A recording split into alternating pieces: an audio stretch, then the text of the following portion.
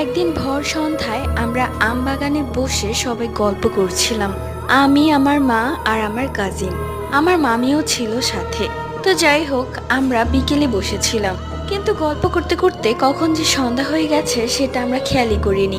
এবার মা বলল, অনেক হয়েছে গল্প করা, এবার চলো বাড়িতে যাওয়া যাক। আর এই ভর সন্ধ্যায় আমবাগানে বসে থাকলে ভূতে ধরবে। মায়ের কথাটাকে আমরা সবাই মজার ছলে হেসেই উড়িয়ে দিলাম আর বললাম, মা তুমিও না আগের জামানায় আছো, এখন ওসব ভূত টুত নেই।